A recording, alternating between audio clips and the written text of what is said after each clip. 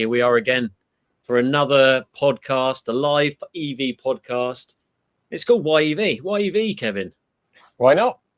Exactly. Why not? And we've got another episode, and it's focused around the continued war, among other wars, on misinformation on EVs. So we covered so many topics last week, and if you didn't watch it last week, please go and watch it because it was really, really good. I think I'll take Alex off for now. I think he's got camera issues at the moment. He'll be joining us shortly. But yeah, we covered loads of topics in terms of all the myths out there about EVs, and we're going to cover a couple more, and we'll probably go over a few more that we did last week, just go into a bit more depth.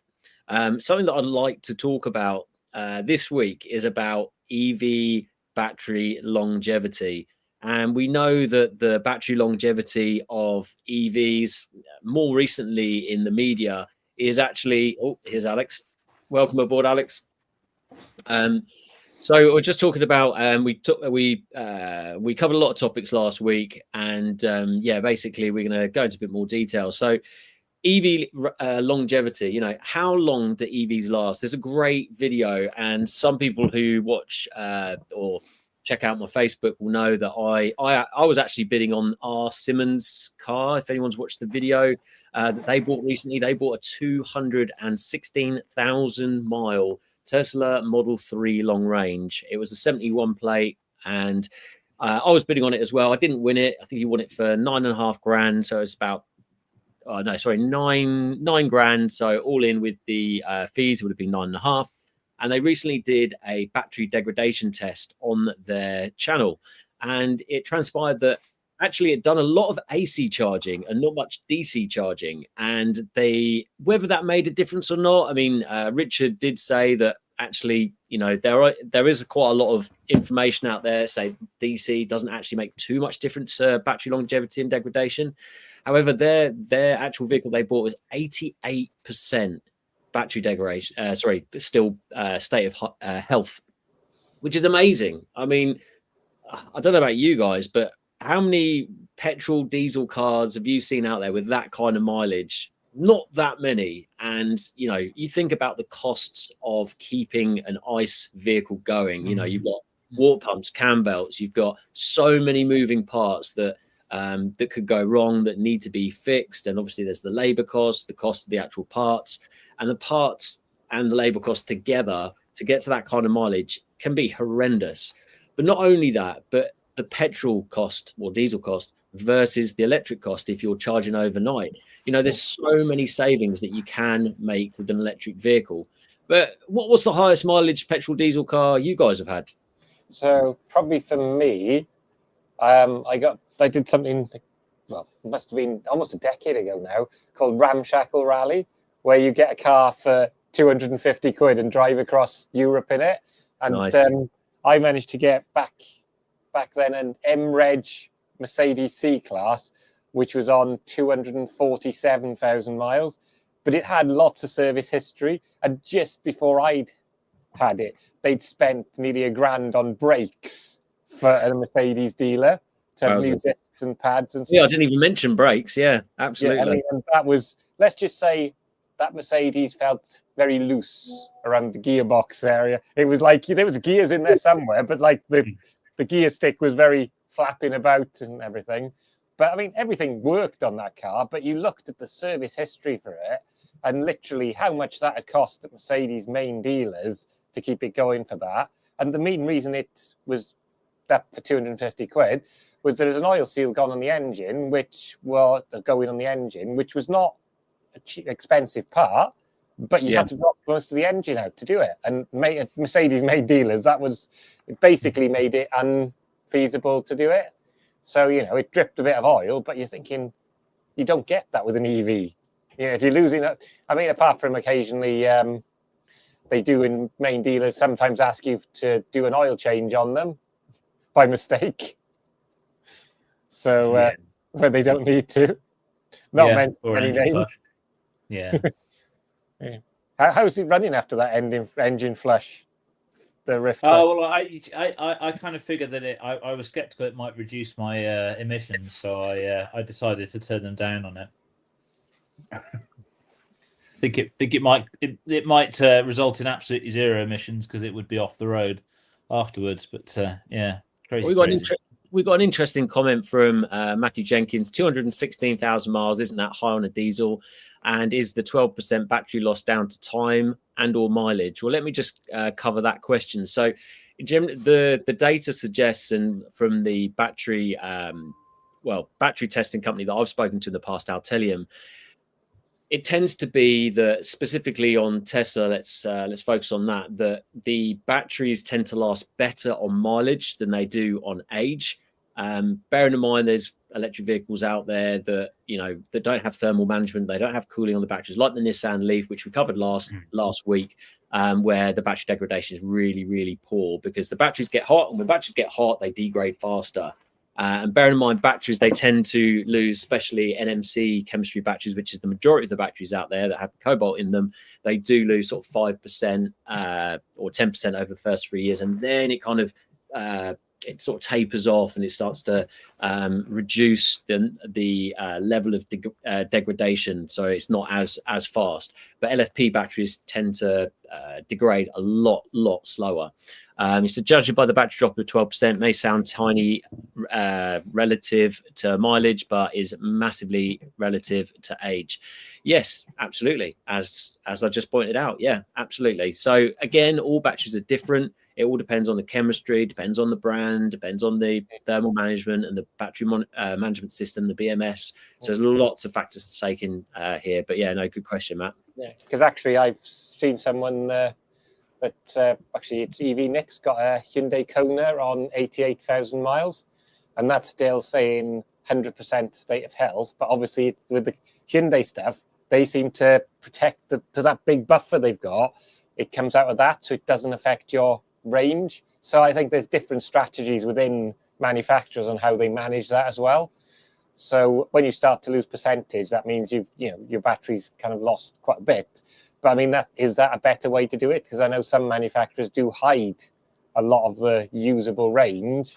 So that's another way. So you're talking that's probably unlikely to show any real degradation for over 100,000 miles. So no loss in range. So I mean, is that a thing you need to think about? If there's no loss of range, does it really matter, battery degradation? Because that's what you're actually paying for. So if if your car goes 150,000 miles, still does 300 miles to a charge in the summer, in after 100,000 miles as it does after 10,000 miles, does that really matter? I don't know. What do you guys think? Well, I think I touched on it last week, but you got to take the example of HGV. So Volvo eHGV, they've got 570, 540 kilowatt hour battery, and their usable battery is 370 kilowatt hour. So there's a massive difference in usable and total battery capacity. Again, it's all about the longevity of that battery, making sure that it's got that longevity. And there's quite a lot of reports out there saying that for example on Tesla, which is a lot of the data that I tend to talk about, is keeping it between your sort of 30% your 70% battery state of charge to try and keep that battery health, prolong it as long as possible. Alex, far away. Sorry, I think I jumped in there. No, and this is such a complicated one. I should add 197,000 miles the Polo's done. So that's the highest mileage highest mileage car I've ever owned. This is one of those conversations where it kind of gets oversimplified, doesn't it? I mean, one of the things, where to start with it? I mean, yeah, one of the things, I guess, the reason that people worry about losing range is that particularly when you're dealing with some of the older EVs, you're losing a chunk of range out of something that is got a relatively limited range and relatively slow charging times. Once you start getting that kind of, this generation of vehicles moving into, once you're losing kind of 10% of 350, 400 miles, it's not as big a deal. And when you can kind of claw that back quite quickly. The other thing, obviously, that people tend to forget is that they tend to look at these vehicles and they go, oh, well, when this vehicle's 10 years old, who's going to be wanting to spend like £6,000 or £7,000 on a new battery for it? Yeah, but if you've got a 10-year-old I don't know, Ford Focus or something, if you have a gearbox failure, would you go back to the Ford dealership and go, I would like to buy a brand new crate engine straight off? No, you go and buy a second-hand one. And that's going to be the same with batteries as we get better at kind of understanding how those batteries age, understanding ways to kind of fix them, to refurbish them, to get them back in the vehicles. The price of those replacement parts will come down. And the third part of this, obviously, is that with any used vehicle, you accept some level of degradation of performance. That's kind of part of the thing that you get with a used vehicle, unless you're really refurbishing everything and you're putting it back to kind of original spec. So, I mean, I think, you know, there is nothing that you can plug into, say, a diesel vehicle and kind of go, at 200,000 miles, I've lost this much performance, this much efficiency, you know, and so on. In some ways, it's less catastrophic anyway, because you're dealing with a vehicle that may have 700 or 800 miles of range to a tank, but you can't get that readout in the same way. And we're going to get that now with EVs coming in with Euro 7. One of the requirements with that is that you will have to have a display in the car that will tell you what state of health the battery's at, which is going to be, I think, a really important part of kind of helping support the used market for these vehicles and give that reassurance that they are, you know, that the batteries are in good condition. Well, ironically, Nissan Leaf had that from the get-go with their early models, didn't they? With the back, with the spots, yeah, and ironic that they're actually got one of the worst battery degradations. Or in the facelifted one, it's I think more difficult to see the battery health. I don't think it's as accurate. Mod Scotsman, currently 221,000 on my Aerodeck. Is that an Accord or Civic Aerodeck? Because I'm partial to a 1.8 VTI. Because I had the same engine, 1.8 VTEC in my Integra back in the day. My diesel Sprinter had 340,000 miles on it. Impressive. I think mileage isn't a factor on ICE and EV as long as they have been serviced and maintained properly.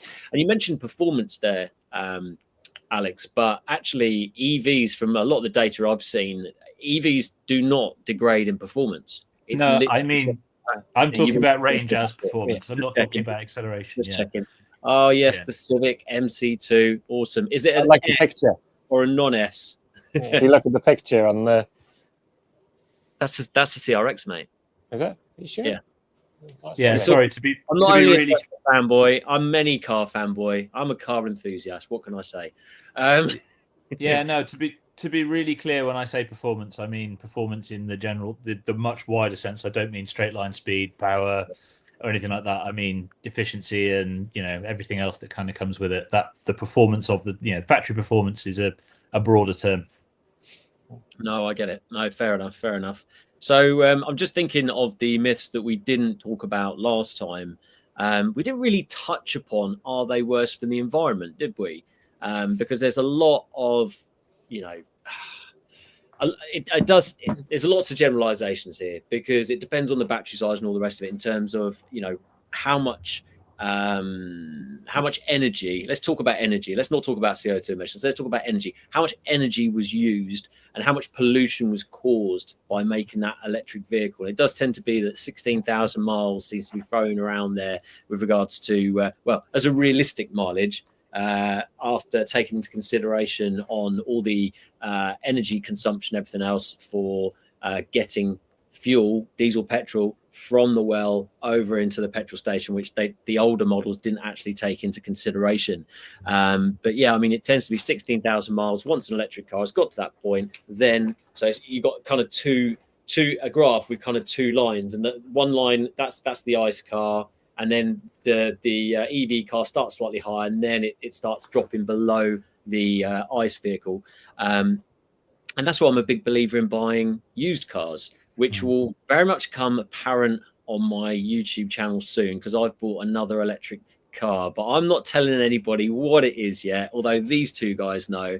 But ironically, my electric charger went pop this morning, annoyingly. So I'm going to be charging on the trickle charger for my Tesla. So if anyone's got a spare charger they want to sell or give me, then feel free to get in contact, because I am chargerless at the moment, which isn't ideal. Mod Scotsman, non-S, the CRX is in the garden needing love. Oh no, sounds like it's getting a bit rusty. Is it a 1616 or a VTEC? Looks like a VTEC from here. Can't see a bonnet bulge. People always say the grid is dirty, mainly as we use gas still for a lot of it. But today was happily charging on i3 on solar. Yeah, good to see. Lots of sun out there at the moment, which is fantastic. I mean, that's the thing with the grid is, I believe it was probably Rob Llewellyn that said this, that electric vehicles, energy agnostic, they don't really care whether electricity comes from oil, coal, wood, nuclear, solar. So as the grid gets greener, your EV gets greener, whereas you don't get that. Your petrol car doesn't get greener with the petrol and stuff. It's still burning stuff. No, certainly not. And it really bugs me that they've got biomass as renewable still. I'm pretty sure they have, which is ridiculous. Bear in mind, all the wood pellets come from Canada. I'm not going to mention any brand names there, but we all know where it's getting burnt. No, I was almost a D16A9 non-VTEC. Interesting. Need the arches and seals rolling. See, we're balanced here. I get excited about petrol cars too. Do older batteries take longer to charge? That's a great question. Great question. In theory, they take less if they've got lower capacity because there's less to go in them.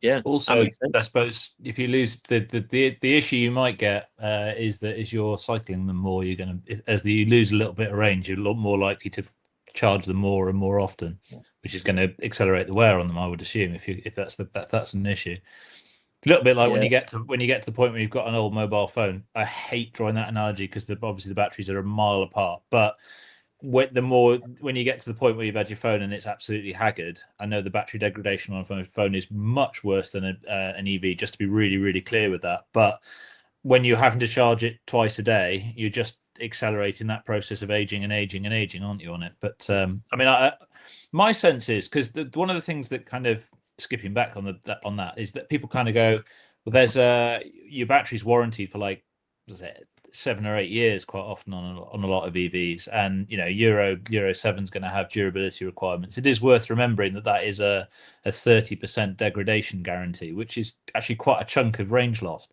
I actually think that's quite pessimistic, and I think it's going to be really interesting to see over the next few years what that actually equates to, because I think you're probably more likely to be in the 85 to 90% retained range by that point. I don't think that the 70% is anything to worry about at all. So I think it's worth mentioning. I'm really interested to know. Oh, we've got quite a few comments. I'll hit it in a second. Roland, most EV haters miss the costs of finding, extracting, transporting, refining, distribution of impacts of fossil fuels. Absolutely. No, we're still talking about Hondas here. No, we did that earlier. Do older batteries take longer to charge? Sorry, we did that one earlier. I missed yours, Roland. Apologies. Will there be time to update, replace the battery with newer battery technology in older EVs? That's a great question because I think people will. Yeah, I mean, we've already got i3s that can be replaced with new batteries. And you see quite a lot. I've seen a bit of that in the press recently on LinkedIn and stuff. So i3s, the Chinese market, have got battery replacements for them. In terms of Nissan Leaf and ENV200, the van Nissan. So there is a company up north. I want to say Electron Garage, and what's his name? It's gone, but it'll come back to me.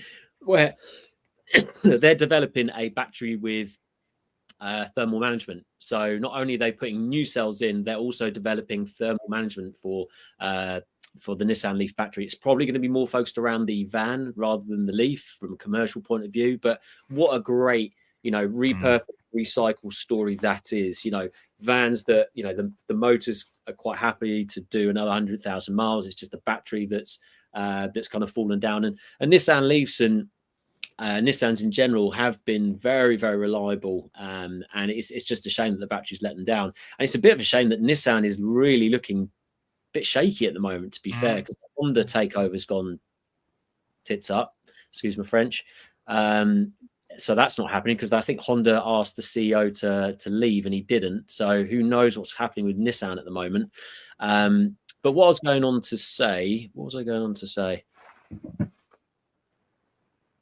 Can't remember now. It'll come to me in a second.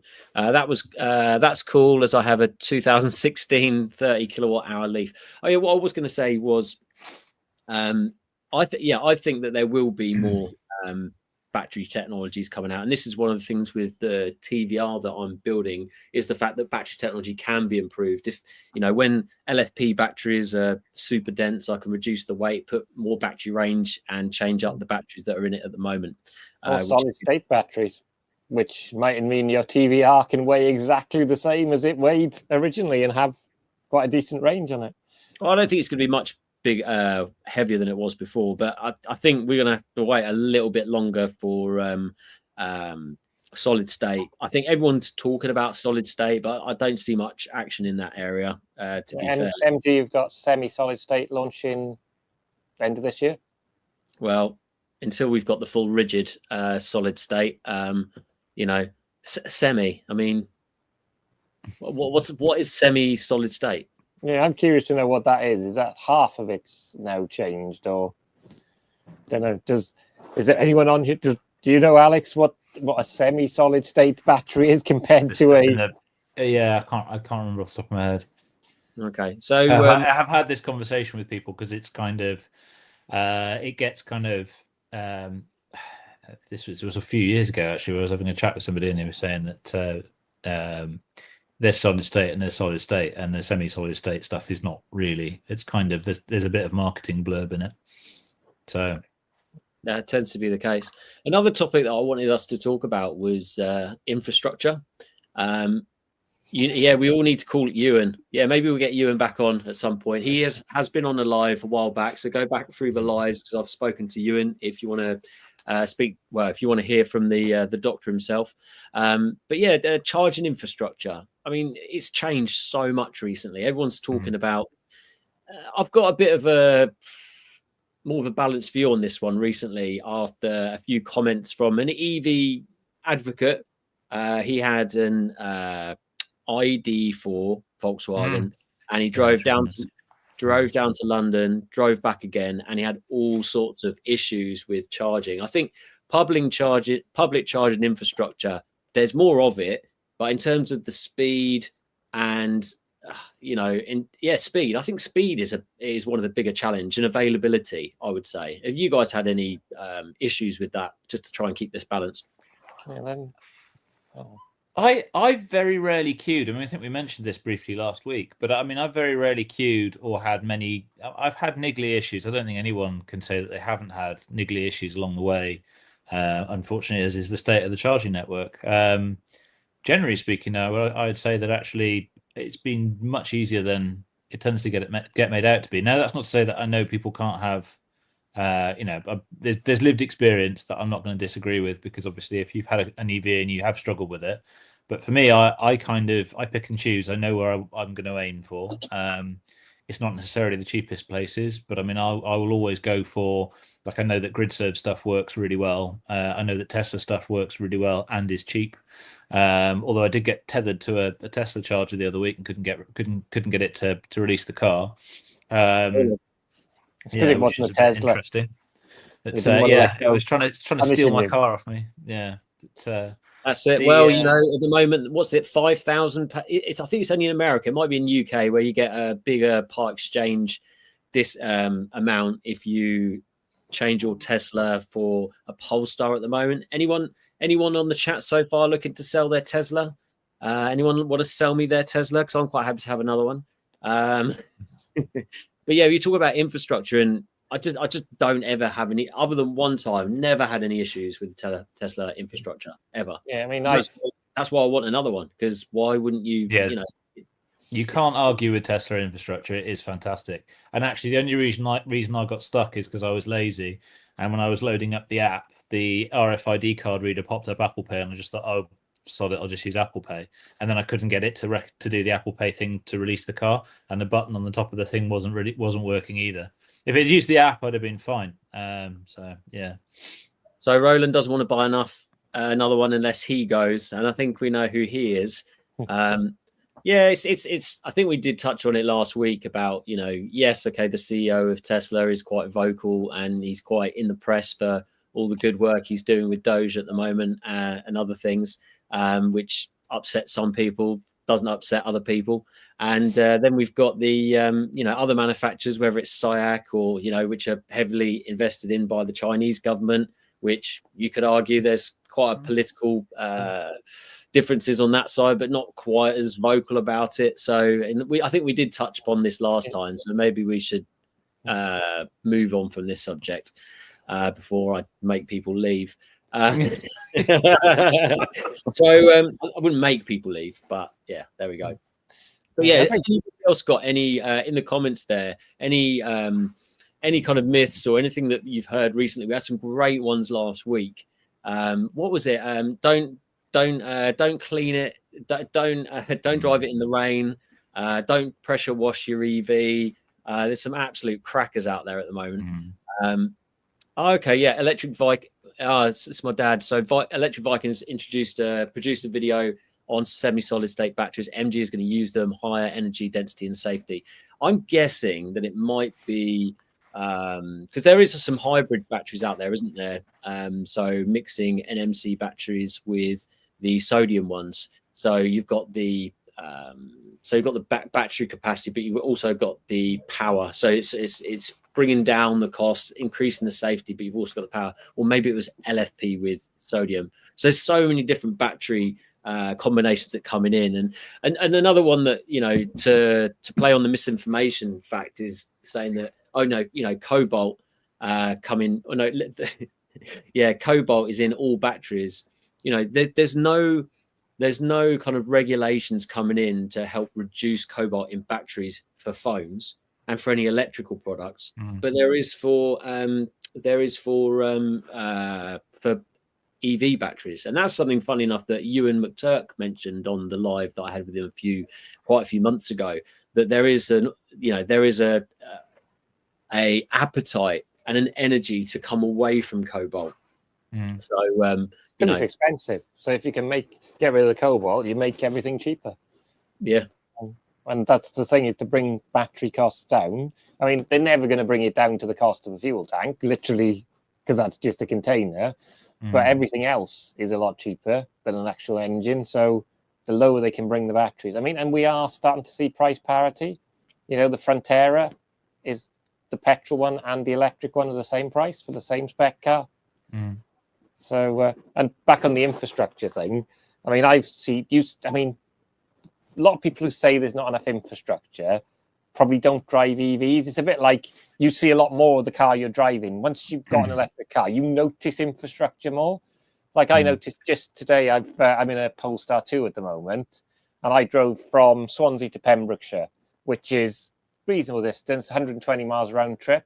When we first started doing that, the car would just make it there and back, and you had to try and charge just on the last charger before it went there. Now I'm in a car that can literally, so the Polestar 2 used 35% to do 125 miles. There's loads of infrastructure and I don't need it. So it's one of those things, isn't it?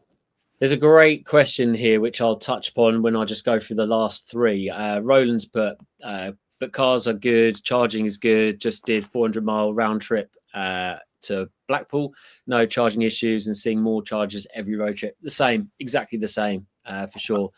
I did. Sorry. No, you go. I did a trip to Heathrow Airport last week and back in a car that literally it arrived here. It's an Alfa Romeo Junior. The car arrived here at about 11:30, and I set off 15 minutes later without looking at any of the charging along the way or checking the range or anything. And as I got in the car and drove off, I thought, yeah, it's interesting. Like, I remember back in the days we used to have to plot this stuff out in detail, unless you had a Tesla, because obviously they do that for you. But now you've got so many backup plans along the way. If you've got a rough idea of where things are, you're usually fine. And just before I tackle, and we all tackle Tommy Temper's comment, which is really, really good. Andrew Manning said, woohoo. And it's reminded me after this comment, with the road tax change in EVs, has the concept lost value? This is what I was going on to say. I don't know who, but I definitely taxed my Tesla this month, so it's free for another year. But you make a good point. Has it lost the concept value? I mean, for the sake of 200 quid, bearing in mind, and I'm only going to take my Tesla for an example, 3.7 0 to 60, 250 range for £4.50, whatever it is, 4-wheel drive, fast as you like. Find me a petrol car that can do all of that. for less than £200 or even £200. You just can't. It just doesn't work. Plus the fact that I can go into London, not have get charged for congestion zones. So they're always going to be bringing extra tax, especially the Labour government, on everything at the moment because they're broke. So just going back to this comment. So Tommy's put, I suffered from a scooter battery fire in a house. It cost me $100,000 to repair. I'm guessing the house, not the scooter. How likely would it be I'd buy anything else with batteries that can explode? Well, Tommy, I'd probably ask where, and you've got a few in there, but I don't think it's what the answer to this question. So where did that scooter come from? Did it come from China? And did it have, so in the UK, we've got certain seals of approval to make sure that safety has been adhered to. And something, if you compare an EV scooter battery to a car battery, it's chalk and cheese. You're more like a mobile phone battery, so it's not managed in the same way as a car. Right.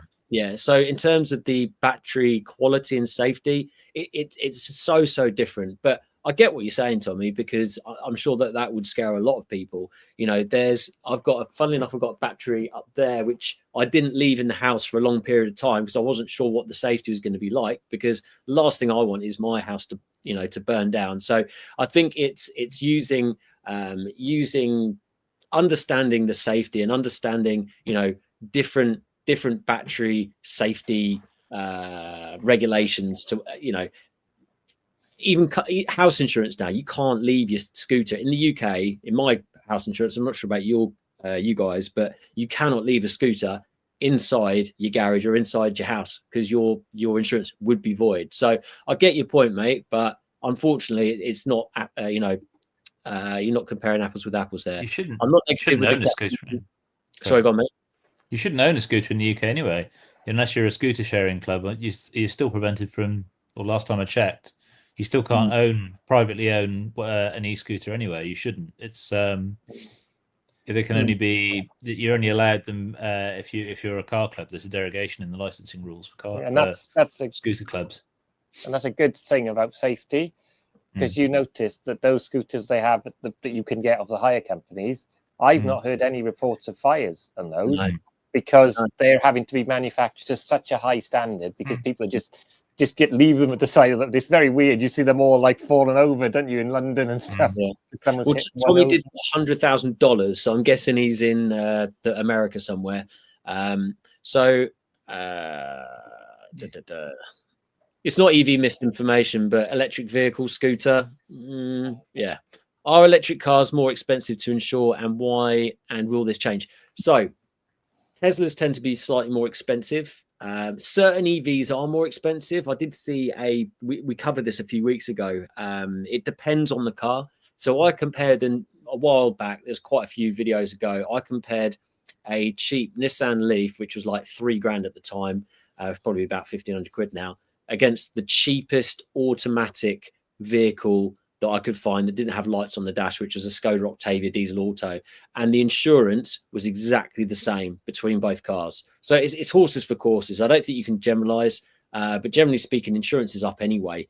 It just depends on the value of the car. BMWs are really expensive to insure at the moment because all the drift bods are going mental round the streets and putting massive banging exhaust. Last night, actually, I must mention this, 12 o'clock last night, all I could hear was wah bang everywhere. Literally, it sounded like Tesco's car park. When we went from our C4 Space Tourer, or Picasso, there's people are probably more likely to know it.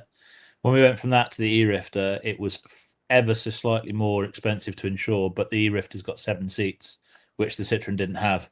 It was hardly any difference at all. So, and I think as well, a lot of that's been the issues with parts availability. So things like Hyundai Konas are not massively different, if at all, because they share a lot of bits with the petrol and hybrid ones. So there's a lot more parts. The front wing is the front wing for a Kona electric. On that front, when I did a feature about repairability about a year, 2 years, maybe even 2 years ago. One of the points that Thatcher made on that is that they're working with the Chinese manufacturers as they were coming to Europe. about how to design that repairability into a vehicle. So that when you, I mean, this is not new stuff anyway. I mean, this is something that European manufacturers have been talking about for a while. But they're saying that one of the things the Chinese manufacturers really recognize in Europe is that insurance is a big part, insurability is a big part of kind of getting those vehicles into the market. And you need to have the vehicles need to be designed with easy, quick, cheap repairs in mind. Cheap repairs always sounds worse than it is, but they need to be designed to be quite, in and out of a repair shop, and they're quite easy to get back on the road. And actually, so that's something that Tesla's been doing with the gigacasting pieces, which I thought was quite interesting. Is that Thatcham at that point had been examining the rear gigacast section from the Model Y, which, if for those who don't know, that's basically the entire rear section of the Model Y, and the front, if you have a left-hand drive version, but not if you have a right-hand drive version, is a single piece of cast aluminium. And they were saying that actually what Tesla does is it looks at the crash data and sees which bits of that structure get damaged most often, and then it designs specific repair pieces so that you can cut out certain sections and repair it without replacing the whole thing. And also they said, I think the whole thing was something like £750, or might have been even 750 euros. It wasn't much. And they were saying that actually, although that's quite a lot of money for a section, there's a labor cost and a parts cost and a materials cost in terms of assembling multiple layers of different grades of steel that you would need to replace on a standard steel-bodied vehicle. So they're saying actually, in general, it depends on the crash, and there are certain things that you might have that might destroy the entire structure that wouldn't destroy it if it was steel. But on the whole, it wasn't actually doing anything all that drastic to it. But also interesting to note that obviously Tesla's looking at crash data in Europe and kind of going, how do we offer the bits that make these repairs cheaper, faster, more affordable, and then keep those vehicles on the road? Because that's the really important thing, isn't it, with EVs, is keeping them on the road. If you're going to have that higher manufacturing footprint, you want those vehicles to be on the road, repairable, refurbished, and kept going for as long as possible, to just keep having those benefits for as long as possible. Those two lines that we mentioned a few questions ago, where once they cross over, once the carbon footprint crosses over, and you start getting the petrol continues to add it on in its life, and the EV doesn't at such a rate, you want to have that last as long as possible to kind of keep widening the gap between the two, don't you? So that's really valid as well. That insurability, repairability side of EVs is vital. No, absolutely. Yeah, saying scooter. That scooter comment reminded me that my latest tenancy prohibits the storage of charging inside of e-bikes. Yes, it's common practice now. My Model 3 is still cheaper than my Discovery. If you have a VW EV, VW insurance is very competitive. Save me several hundreds of pounds compared to my normal LV insurance. Shop around as usual. Absolutely. So yeah, it's from a insurance point of view, there does seem to be a lot of work still, and I think a lot of people forget this. We are still in a transition. It's only been 10 years where this EV transition has started, and there is so much more work to do in terms of infrastructure, in terms of the repairability and all the rest of it. Just does seem to be a lot of pushback at the moment. I mean, that's probably aided with the Tesla antics and stuff, and certain media's playing on that to reinforce their agendas. Roland Moore, insurance companies still struggle to get to the grips with EV repairs. The smallest bump equals write-off because they don't get how the battery packs are built. That's absolutely true. I mean, there's so many EVs that we've seen. They've set on fire not necessarily the battery, and the battery's been absolutely fine underneath it. I was just speaking to someone on the dog walk today, and he's saying, the Luton fire, in the multi-story car park, well, there's obviously lots of electric vehicles. That's why it went up. It's like, you do know that the registration number on that Evoque was, definitely a diesel. Yeah, but there must have been a load of electric vehicles which has helped that fire. It's like, not that there's a load of vehicles with flammable liquid stored in a tank in the same car park. It's a bit like having a fire near a log, a storage area full of wooden logs, and then blaming the storage area full of wooden logs for burning down. It's the fire. It's not the cause of the fire. It doesn't help having a car park full of flammable vehicles anyway. I mean, all cars are quite burn well, don't they? No, absolutely. No, absolutely. I think it's, once people start blaming, it's that clickbait, isn't it? People know that as soon as they see a fire, it's like, oh, is it an electric car? It's like, oh, it's like the hunger is there for it, and it's everyone jumping on the bandwagon, isn't it? Which is sad, really, because ultimately electric vehicles should really help everything in terms of being more efficient, use of energy, cleaner air in our cities. But I think we didn't touch on it last time, did we? And I know Kevin loves this subject. Is that, well, what if someone presses the button, turns off all the electric cars? We didn't cover that last week, did we? So, Kevin, tell us about that. Surely Elon's going to press a button and my electric car is going to turn off, right? The daft thing is that people forget is every car is pretty much connected now. You go and buy a petrol new car, it's got all the stuff that people like for your vehicles, knowing if your car alarm's gone off. That's all connected technology. So, the thing is as well, though, you look at that. What's the biggest complaint people have had about early Nissan Leafs and Renault Zoes? That the connectivity doesn't work because they've sunset 3G and they all use 3G technology. So literally those cars are now back to being dumb cars. So they couldn't actually communicate with them if they wanted to because the networks have been switched off. And I mean, that is the thing we've got to think about is actually the batteries aren't going to be the issue necessarily with some of these cars and the technology. It's going to be the fact that the technology for connectivity, the 5G or whatever, will have been superseded, and that's going to be in sunset, and you can't actually do some of the stuff because you have a connected car. So, now, dare I dip into the Tesla world again for like the umpteenth time? But the Tesla Model S's, I mean, 2015, they're still going, and they're still connected. Although some of them might, the old ones are going to be slower, but that technology is still going, no issues. And what's that? That's 10 years now, isn't it? So that just shows that electric cars can last. I mean, some people might argue that you're never going to get a classic electric car. We covered this, didn't we? We covered this. You're never going to get a classic. No one would ever want to fix up an electric car if it's busted up. Actually, we can think of someone who did fix up a classic electric car. Johnny Smith, his electric Enfield. That's a classic car that's electric. Very true.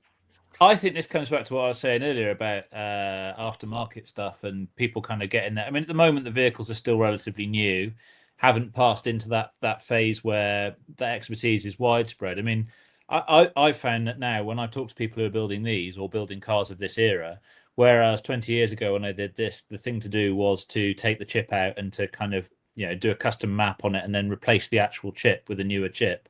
Nowadays, people just ditch the original engine management and fit an aftermarket like an Emerald or something like that, and just get rid of the whole thing and start again with something modern. And I think that's what you'll start to find that people will do with where you've got these kind of tech-heavy cars is they'll maybe retain the original screen or something that looks like the original screen, but everything behind it will be running on aftermarket stuff. Worth remembering on that front as well. I mean, obviously, this doesn't just affect all EVs, but there's a regulation that's coming in that will require lifetime cybersecurity updates for vehicles, and that's not lifetime as in an arbitrary like 15 years. That's until the last example of that type of car leaves the road. So you could be dealing with cars now where they're on sale. Their development time now is like 3 or 4 years. They're on sale for another 8. And they're on the roads for like 20, 25 years after that. I mean, that's like 30, 35 years worth of, cybersecurity updates you've got to provide for it. Yeah. So how they're going to manage all of that? I mean, that's an enormous undertaking but it means that those systems have to be in some way supported for as long as those vehicles are on the road, just to stop them from being hacked, weaponized, whatever. It's a whole new world for the automotive industry, this connectivity side of stuff. So do you think that might end up killing some car classics off because the manufacturers, it would be better for them to buy it back off you than actually try and work out how to cyber update one Polo that's left on the road, for example? I can imagine already. So I'm gonna have to jump in here, Alex, so otherwise I'll forget it. But I could just imagine it's like, oh yeah, part exchange. Part exchange your electric vehicle. We'll give you slightly more for it. And we'll put your battery from your vehicle into our battery storage, new, or we'll recycle it. They'll make it something sound amazing. But yeah, there'll probably be somebody that's like, no, they're not having my electric car, and it'd be interesting to see what happens around that. To be fair, sorry. Yeah, but just in any car, you're going to get someone that's going to hold on to something that's a classic. You think of some of the high-end classics, Ferraris and stuff like that. Someone's going to keep this Ferrari because they love this Ferrari, and are they going to have to indefinitely do cybersecurity updates for a car that's like that? Or you end up with, as I say, with aftermarket stuff where you just take yourself off that loop and you put that in the hands of whoever supplies the system to you that manages the vehicle at that point. And officially then you unhook from, say, Tesla's infrastructure, and you take that and do it by yourself. But I mean, I think obviously that's going to affect all sorts of different vehicles. I'm always amused with that idea that you can shut down, connected vehicles. No, it's electric vehicles are just designed for control and all the rest of it. It is much, much, much easier to starve the UK and the world, or as a whole, of fuel, like liquid fuels, than it is to starve them of electricity. Well, I think, ironically, the Rifter is much more apocalypse proof than the Polo. I mean, I can't get, when we reach that Mad Max world, it's going to be easier for me to have a solar panel, or solar panels or a windmill in the garden than it is to have. If you want to blockade a fuel, the points of entry for fuel in the UK, it's much easier to stop people from using their combustion engine cars than it is to starve them of electricity for their EVs, isn't it? Yeah, well, do you remember the fuel protests? I remember those. How did the UK come to a halt? And that was just one or two refineries blockaded. So, I actually filled up before, and then I was driving everywhere because I had loads of fuel, because I had a diesel with a huge range back then. And you're making your own fuel at home, aren't you? So that's right. Yeah, I've got my own refinery, my oil well in the garden. The neighbours don't like it. It's diesel, mate. It's just chip fat. You went to your local McDonald's and got their oil. So a bit of HVO, you're all fine. With many electric 5-door family cars having Ferrari smashing performance, it's understandable why the insurance costs more. Yeah, absolutely. And I think that's where. Thanks for that. So Jeremy's just put: have any EVs, Teslas, or CPOs been hacked? I don't think any. There is CPOs in. There was a cyber attack in Russia, wasn't there? Because there was anti-Putin messages were put out on the screens of charging points in Russia last summer, I think it was. Yeah, I remember. But yeah, generally speaking, I don't think it's been like a huge thing. No. Interesting. Okay. Yeah, I mean, that's the thing with the performance thing that Matthew just mentioned, is I think that's where training is key. Because when me and Alex had that Ioniq 5N one after the other, that is performance that is, you need to be aware of it. It's not. It's you can easily get that wrong. I mean, because I've just actually completed my IAM my IAM test, and that is it. You notice when you start to get trained for it, you notice more things. I mean, you do notice how the poor quality of road signs is, and how many of those triangle signs are now all white because all the colours worn off them. But you just notice, it's just people aren't aware. You've probably all seen it, how people can drive quite badly. And you just happen to give them a car with 650 brake horsepower, they'll just drive more badly, more quickly. Yeah, it is true. I think it might be worth noting that next week, we're just to show how balanced we are. We're going to be doing a video about all the negatives to do with owning an electric vehicle. That's going to be a fun one, because it'll be interesting to see if anybody in the comments will say, counter our negatives. Because I might have a negative, which someone might say, well, I don't know why you think that's negative, because actually X, Y, Z, and so on and so forth. So I thought that would be quite an interesting topic to cover next week. And then the following week, it might be worth noting that we will have a guest joining us. Kevin, should we slip that yet, or should we leave that for next week? I don't know. We can trail that we're going to have a guest. So, well, so there'll be 4 of us. This is where I've got to pronounce her name right. It's Jess from a motorsport background. Sorry, mate. You just froze there. All right. You froze as you said getting a name right. Yeah, literally froze as you said that. Yeah, so we're having a guest who's a person called Jess Shanahan. She's got a motorsport background. She's an EV advocate, and it's just to kind of talk about lots of different EV things and to keep bringing balance to the debate. So, just to show that there are lots of people who can be petrol heads and like EVs as well. Absolutely. No, I'll be looking forward to that. Should be good fun. But yeah, so next week should be interesting as well, going through the negatives, but feel free to quash any of my negatives, or I mean, Kevin might not have any, I'm not sure. He must be able to find some, but yeah, I'm sure we'll get a few in the comments. It'd be nice to try and keep it positive, even though we're going to go through the negative aspect, but again, just to keep it balanced. But yeah, what are you guys up to this week? If we just kind of give everyone a summary of what's going on in the EV world. So for me, as I've mentioned, I've been doing some testing in a Polestar 2, which is actually the first time I've driven a Polestar, and it's the facelifted rear-wheel drive one. So whereas the original long-range one was front-wheel drive, they've weirdly switched it to rear-wheel drive, which is an interesting concept when you think you never used to have cars that were petrol engines. Suddenly, like, oh, we'll just change it. It'll be a rear-wheel drive one with a facelift rather than a front-wheel drive one. I mean, just for balance, there was one car that they did that to, which was the MG, the big one, the ZT V. That wasn't a facelift, though, was it? No, that wasn't a facelift. That was just a Pacific model. Yeah, they just made it rear-wheel drive, but yeah, it's like a Mustang engine in it, wasn't it? Yeah, yeah. So Like they put so I mean, the Polestar, I've been quite impressed with it. Genuinely driven carefully, even this time of year. It's a high 300-mile, low 400-mile range car, which, wow. When you think, I started driving in 2015 with a Renault Zoe that could do 100 miles if you were really careful, and now we've got cars that are doing 4 times that. I mean, admittedly, you could argue it's got 4 times the battery, but that's when you're resisting drifting it round every roundabout in Swansea, right? Now that it's or getting stuck in the mud, as I sent you a picture of. Getting stuck in the mud. All right, Colin slowly McRae. Stuck in the mud. Oh dear. What about yourself, Alex? What are you up to this week?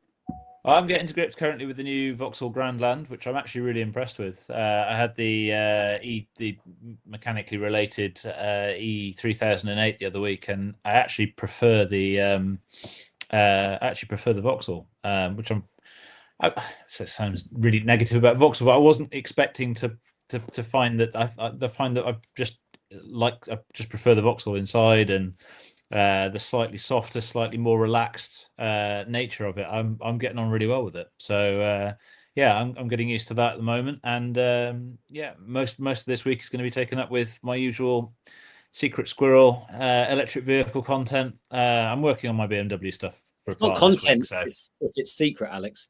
It won't be. Yeah, it's top secret stuff. So. No, good stuff. Well, this week to kind of confirm that I am a charge head.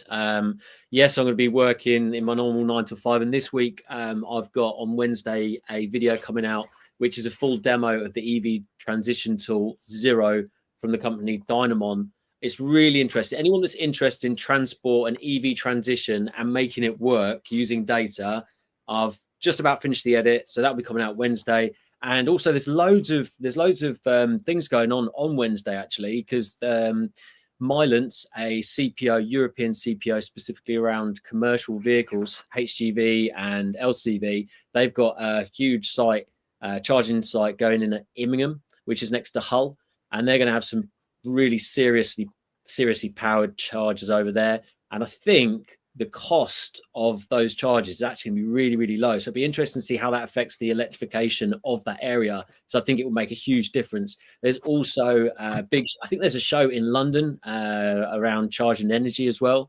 And I think there is something to do with HGV infrastructure charging as well as Mylance. So yeah, lots going on this week in the EV world. And don't forget to check out the Chargeheads video on Wednesday. And there is some exciting news coming to the channel coming very soon. I can't let it slip just yet. So yeah, I think that's what we've got this week. So next week we're going to talk about negatives. Is there anything else that anybody wants to comment on, or guys, do you want to cover off before we chip off? No, I think it's always this. There are so many. It's that grey area stuff always, isn't it, with myths and myth busting and discussing some of the issues. And I think it's worth recognizing the very realistic kind of issues that you might face without kind of writing them off as being a reason why you can't necessarily switch. There are pros and cons to both, aren't there? Yeah, because some people have had negative experiences with chargers. I mean, some things can be something really simple. There's someone called Bob Murphy who used to work for Charge Place Scotland, told me a little tip which does actually work with a lot of chargers. Sometimes they don't initiate the charge, but if you hold the thing up as it does the handshake, it works.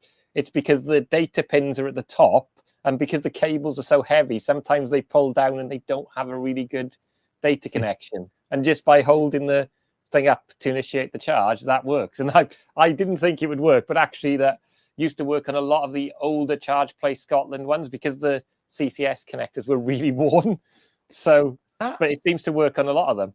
Is quite interesting because I've noticed that. I've actually assumed that there was something with the. Yeah, I didn't realize that. It never struck me that might be the case. But yeah, I've had that where I've kind of held the cable in place just because it's felt heavy or like it's being pushed out of bit of alignment by the weight of the cable and so on. Because it's the pilot pins, and once it's locked in, it's usually fine. But it's the data pins and not the big chunky ones. They're the little tiny ones on the AC connector. So that's how, the two, if you look at a CCS plug, you've got the 3 and then you've got the big ones. Those 2 pins are just how it communicates and says it's safe. So by holding that up, you kind of push the connector in and it communicates and locks, and then it's that. So yeah, that was Bob from Charge Place Scotland, or formerly from Charge Place Scotland, who actually gave us that tip, and it actually worked. It was remember he told us on the first EV rally we did. No, because you didn't join it at the very beginning, did you? On that, I did. I was there for the first 2 days of that. So. So that it was on that. He said hold them up and they work, and I've tried that tip a few times with some of them, especially with the heavy cables, and it works. Interestingly, on the AC data pins point, my first drive in a Zoe, I got stuck at, I think it might have been memory services, and phoned Renault Assist, and they sent out a technician to come and help because it threw up a picture of a spanner on the dashboard and said, "Don't do anything," and all the rest of it. This guy turned up the following morning. I had to be staying at the services, but I was down to almost 0%. I was like, I'll just plug it in to charge before I go to bed and come back the following morning, it'll be fine. And this guy turned up with a Renault branded van, and he said, "Have you got a napkin in the car?" And he just wound it into like a kind of a tube, stuck it in the ports, cleaned it, plugged it in, and it was fine. And he said, "Oh, it's quite common if you get dirt in there." And it was because when I plugged in at Reading, because this was back in the days when I get like 80 miles to a full charge, so I was doing St Albans to Reading to Membry, not to Membry, to Lee Delamere to get home. And I when I picked up the thing at Membry at Reading services, because it had been dropped in the mud next to the charging thing, it obviously just transferred some mud into the charging socket of the Zoe, probably on one of those data ports, and it was just refusing to charge as a result. So, well, if anyone's got any tips for an EO Mini 2 Pro charger that stopped me working, so woke up this morning, I only had 70 miles, not 190 odd at 70%. Be much valuable because I had to stick it in a charger down the road because I kind of forgot I had the trickle charger because I never use it. So I thought, I'll just drop it down to this garage down the road where it does charging for free. So I just left it there all day. Just like, just leave it there. Come back and get it later.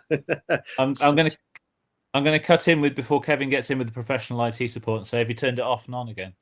I have. How did you guess I was going to say that?